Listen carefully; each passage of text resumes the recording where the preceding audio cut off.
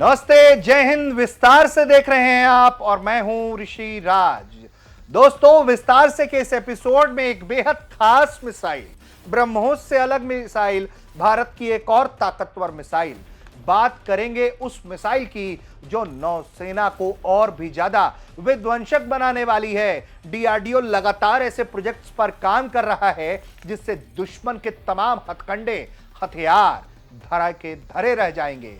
धराशायी हो जाएगा न सिर्फ उनका हौसला बल्कि उनके पूरे का पूरा इंफ्रास्ट्रक्चर। जी हां, किस मिसाइल की बात कर रहे हैं, क्या होने वाला है, यह सब कुछ विस्तार से में आज हम बात करने जा रहे हैं। तो सबसे पहले दोस्तों, आपका परिचय करवाते हैं उस मिसाइल के नाम से, उस मिसाइल से। तो हम बात कर रहे हैं ITCM यानी कि इंडिजिनस टेक्नोलॉजी क्रूज मिसाइल।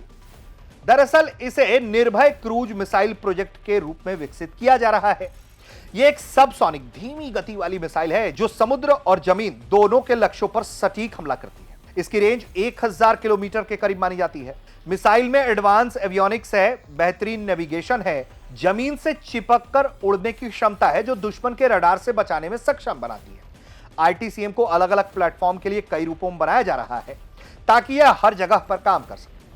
अगर हम बात करते हैं पनडुब्बी से लॉन्च करने की, तो यह जो मिसाइल है फरवरी 2023 में इसका परीक्षण सफल रहा था।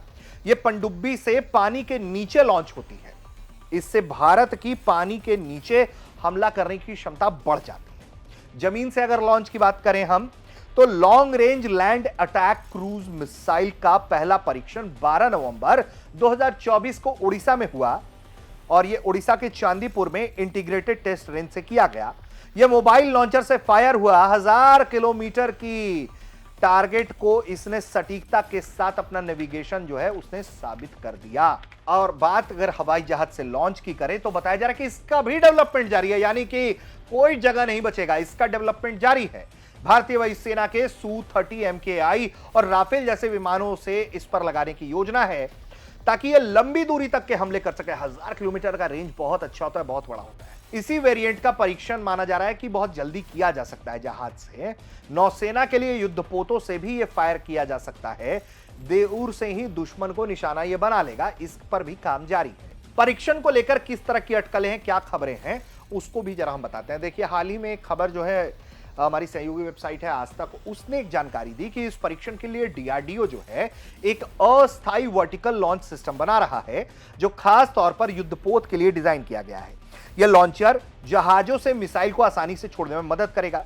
भारतीय नौसेना पुराने रूसी UKS के सेल्स को बदलकर यूनिवर्सल वर्टिकल लॉन्चर मॉड्यूल अपना रही है। इससे ब्रह्मोस, ITCM जैसी कई मिसाइलें एक ही जगह से लॉन्च हो पाएंगी। परीक्षण का जो मुख्य फोकस है वो मिसाइल को जहाज के रडार सिस्टम से जोड़ना है। मिसाइल का गाइडेंस, नेविगेशन जहाज के multi functional radar combat management system से जुड़ जाएगा। इसके लक्ष्य को सही ढूंढना और हमला करना आसान होगा। मिसाइल का स्वदेशी रेडियो फ्रीक्वेंसी सीकर पहले से ही परीक्षण में अच्छा काम कर चुका है। इस परीक्षण में सटीक निशाना लगाने में बड़ा रोल यह निभाएगा।